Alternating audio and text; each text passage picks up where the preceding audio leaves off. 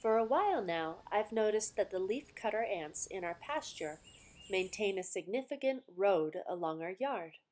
I wondered where they were going to get their leaves and how long it would take an ant to complete the trip. I decided to investigate. We'll start at their nest. Now here's an ant hill. It's about 6 feet by 12 feet and between a foot and a half to 2 feet tall. That represents about 144 cubic feet of material, which is just a little bit larger than a cord of wood. Here's a photo of an excavated leafcutter ant nest in Brazil to give you a sense of the scale and structure. The ants bring their leaves to underground chambers where they use the leaves as a substrate to cultivate a fungus that they eat. So they don't eat the leaves at all. They're fungus farmers.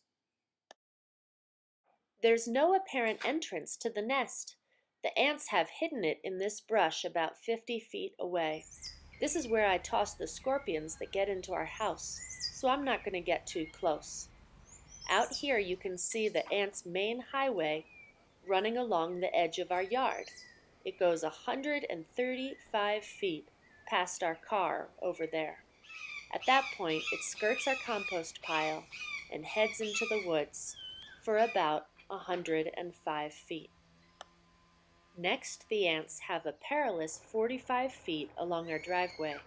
They're clearly more scattered here, no doubt due to the cars that come up and down the driveway a few times each day. Finally, the ants reach their destination.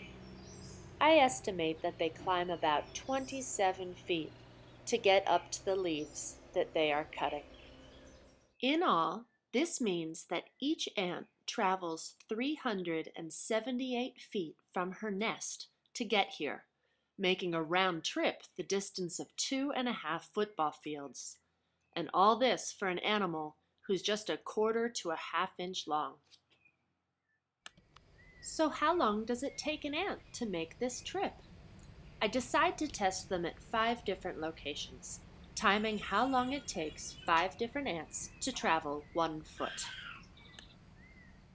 The ants travel best on the dirt trails that they create and maintain, covering a foot in just under 20 seconds. They're a little slower in the woods, but where they can, they travel on fallen branches. They can go a third more quickly on a branch than on the forest floor. The most difficult places for the ants are the road, where they seem scattered and confused, and the vertical climb from the road back into the woods. Here is a box plot of my data. The bulk of the times fall between 18 and 30 seconds, with a median of 22 seconds. So according to my data, an ant with a leaf takes about 22 seconds per foot to go 378 feet. That will take 2 hours and 18 minutes one way.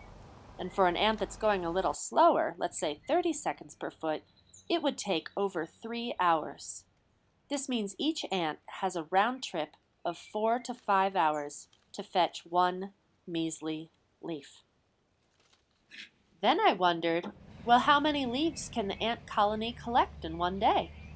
So the next day, I counted ants returning with leaves for 2 minutes every half hour between 9 a.m. and 9 p.m.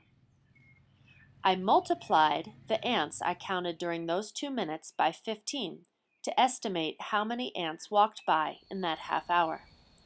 The most surprising thing for me was that the ants' activity picked up after the sun went down. Perhaps when I'm feeling really dedicated to science, I'll stay up all night to see what they do, but this is not that night. Here's a chart of my data. Each bar represents the ants I counted in 1/2 hour. You can see that the last 5 hours have the most ants. From 9 a.m. to 9 p.m., an estimated 17,300 ants returned with leaves to their nest.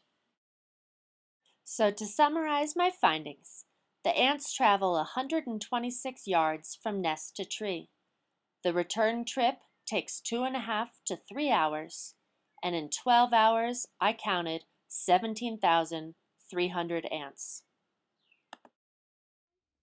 So the next time you want to kick back and relax, be thankful that you were not born a leafcutter ant. Mom, look